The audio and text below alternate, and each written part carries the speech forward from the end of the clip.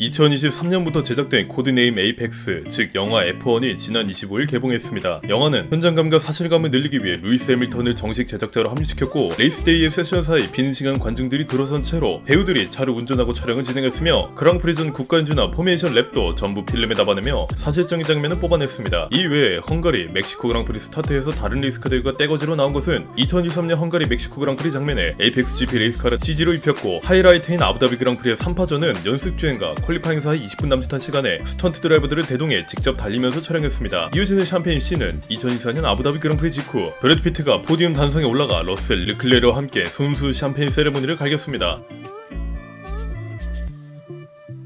이 영화의 대부분은 CG 없이 직접 촬영되었고, F1의 적극적인 협조 덕택에 실제 서킷에서 배우들이 운전하며 촬영됐기에 고증면에서 완벽에 가깝습니다. 하기야 애초에 그랑프리하는 주간에 끼어 팔기식으로 촬영을 했으니 고증이 안 지켜질 수가 없었죠. 하지만 일부 장면에서 오게티가 존재합니다. 먼저 소니 헤이즈의 회상신으로 나오는 사고 장면은 스페인 그랑프리가 열렸던 헤르트 서킷으로 나오지만 실제 영상 속의 서킷은 영국의 브렌즈에 치입니다. 또한 이탈리아 그랑프리 장면, 조시아 피어스가 아스카리 스케인을 통과한 뒤에 막스 베르스타펜을 상대로 파라볼리카에서 무리한 초월하는데 초월 시도하고 차가 화염에 휩싸인 것도 자세히 보면 브렌즈에 치인 것을 확인할 수 있습니다. 그리고 마지막 아부다비에서 레드 플래그 재시작을 할 때 잠깐이지만 르클레르의 레이스카가 SF24로 바뀌어 있습니다. 이어 아부다비의 샴페인 씬에도 르클레르가 이사시인의 레이싱 슈트를 입은 것을 확인할 수 있죠. 마지막 오게티로 소니 헤이즈가 베르스타펜을 가로막을 때 베르스타펜이 너무 차분하게 말하는 것도 오게티입니다.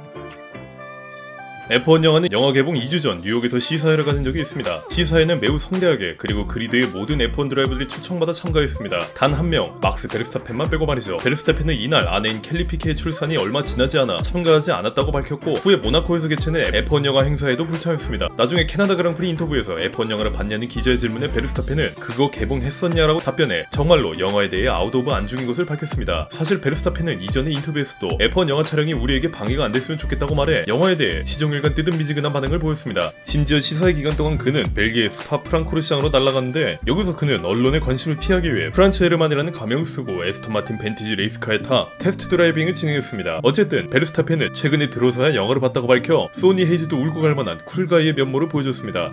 아이러니하게도 영화를 봤다면 알겠지만 베르스타펜의 비중은 매우 높은 편입니다. 또 작중 배경은 2023년인데 알다시피 해당 연도는 RB19을 탄 베르스타펜이 무쌍을 찍던 시즌이라 포디움 씬을 보면 매 장면마다 베르스타펜의 안면장을 볼 수 있습니다. 하지만 이상하게도 이렇게 높은 비중을 보이던 베르스타펜은 아부다비에선 엔진 블로우라도 당한 건지 갑자기 병풍만도 못한 존재가 되어버립니다.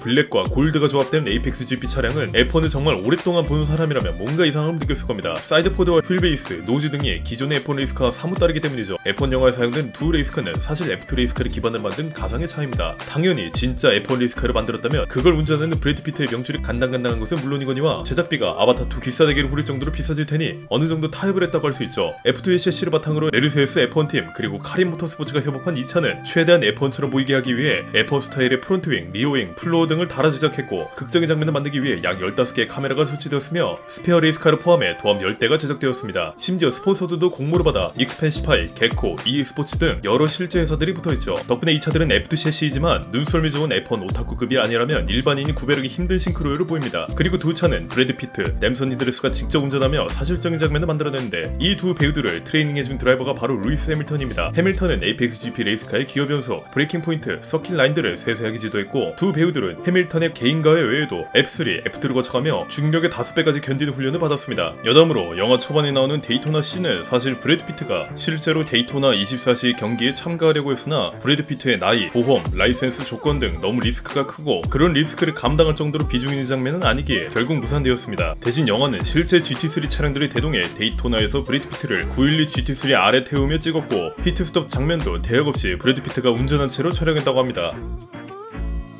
작중 소니 헤이즈는 조시아 피어스의 포인트 득점을 위해 온갖 더러운 일들을 수행합니다. 뒷차에게 자갈을 던지고 백마코임에도 목석처럼 가만히 있거나 일부러 세이프티카를 유도하기도 하죠. 사실 소니 헤이즈의 이런 기행을 실제로 벌인 사람이 있습니다. 바로 현재 알핀의 고문으로 있는 플라비오 브리아토레죠. 2008년 르노 F1팀의 감독이던 브리아토레는 메인 스폰서 ING가 떨어져 나갈까 노심초사하던 상황이었고, 르노의 레이스카는 그리드에서 중위권도 힘겨운 레이스카였습니다. 그래서 싱가포르 그랑프리 브리아토레는 알론소를 매우 이른 타이밍에 피트인시키고 르노의 세컨드 드라이버 넬슨 피케 주니어에게 세이프티카를 띄우기 위해 그랑프리에 16번 코너에서 스피나라고 지시했습니다. 덕분에 페르난도 알론소는 극적인 우승을 차지했습니다. 이 우승은 당시엔 르노에게 엄청난 행운이 터졌다며 아무도 내막을 몰랐지만 2009년 부진으로 경질된 넬슨 피케 주니어가 이실 직구함으로써 세상에 알려졌고 F1 역사상 최악의 승부조작 사건으로 역사에 남았습니다. 뿐만 아니라 2024년 마이애미 그랑프리에서도 케빈 마그누슨이 동료 니코 힐켄베르크의 포인트 득점을 위해 고의성으로 위험한 주행을 하는 듯 소니 헤이즈의 기행은 이미 전에 시도한 사람들이 여럿 있었습니다. 물론 현실에서 이런 행위를 했던 브리아토르야 넬슨 피케 주니어는 중징계를 당했고 마그누슨도 출전 정지를 당한 것을 보아하면 소니 헤이즈의 드라이빙 스타일은 실제였으면 나무위키에 논란 항목이 미어 터지도록 개설됐을 겁니다. 아무튼 이런 요소들은 일반인이 보면 소니 헤이즈가 그냥 운전 좀 더럽게 하는 아저씨구나 하고 넘기겠지만 많은 평론가 F1 전문가들은 크래시 게이트를 미화했다는 점에서 큰 혹평을 남겼습니다.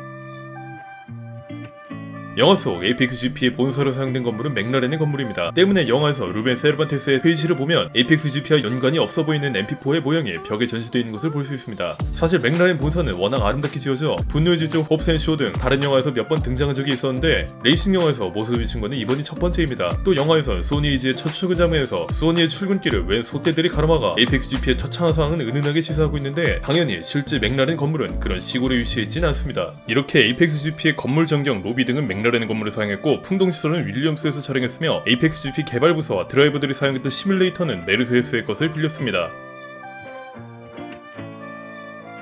영화 중간중간 소니 헤이즈의 PTSD로 나오는 옛날 그랑프리의 끔찍한 사고는 실존했던 사고입니다. 사고의 주인공은 마틴 도넬리. 그는 1964년 출생해 F3에서부터 이름을 날리기 시작했고 1988년 모나코 F3000에서 우승하며 피터 콜린스의 눈에 들게 됩니다. 이어 로터스 F1팀에 합류한 도넬리는 1990년 스페인 그랑프리 예선에서 서스펜션에 이슈가 생기며 사고, 차는 완전히 반파되었고 도넬리는 튕기져 나왔습니다. 도넬리는 이 사고로 온몸의 뼈가 산산조각 났고 폐 손상, 뇌진탕 등 의료진의 사망자로 오인할 정도로 큰 부상을 입었습니다. 도넬리는 이어 수년에 걸쳐 회복했지만 결국 F1에 복귀하긴 힘들었고 완전한 경기력을 회복할 수 없었죠. 하지만 도넬리는 영국 투어링카 레이스에 참가하기 시작해 다시 핸들을 잡았고 로터스 F1 팀의 고문으로 일하기도 했습니다. 소니 헤이즈의 서사는 도넬리의 스토리에서 영감을 많이 받았으며 도넬리 또한 영화의 자문가 역할을 충실히 수행해줘 엔딩 크레딧에서도 도넬리의 이름이 있는 것을 확인할 수 있습니다. 뿐만 아니라 몬자에서 조슈아 피어스가 당했던 사고는 2019년 이탈리아 그랑프리 F3 레이스 중 알렉산더 페로니의 사고로 오마주했으며 이어 피어스가 화재로 인해 손등이 탄 것은 2020년 샤키르 그랑프리 로맨 그로장의 사고로 오마주했습니다. 여담이지만 알렉산더 페로니 는 현재 오스트레일리아 GT3 리그에 출전 중이며 그로장은 사고 이후 F1을 은퇴했지만 재벌은 남 못 준다는 듯 손등의 화상이 났자마자 인디카에 참여, 현재는 IMSA 람보르기니 팀과 프레마 인디카 팀에서 리저브로 뛰고 있습니다.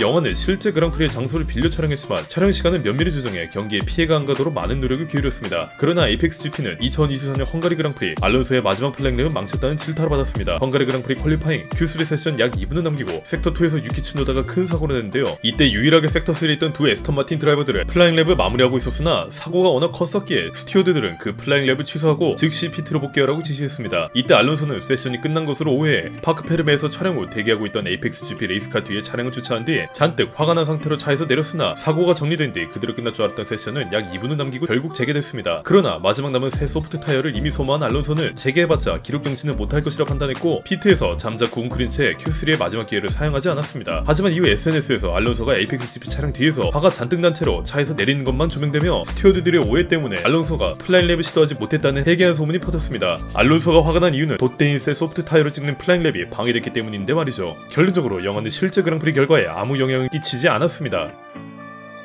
영화는 현재 대한민국에서도 100만 관객을 돌파한 지 오래고 전세계적으로도 흥행해 이미 약 4억 달러의 수익을 벌어들였는데 이는 애플 오리지널 필름으로서 최고 기록입니다. 덕분에 코신스키 감독과 애플 TV는 이미 속편에 대해 논의 중이라고 하니 이야기가 정말 빠르게 진행된다면 2027년에 촬영이 진행될 수 있습니다. 또한 루이스 해밀턴과 코신스키 감독은 인터뷰에서 에이펙스 GP가 더 높은 곳으로 향하며 조슈아와 에이펙스 GP의 여정이 끝나지 않았다고 말했는데요. 이를 보아하면 다음 영화에선 에이펙스 GP가 타이틀에 도전하는 시나리오를 추측할 수 있습니다.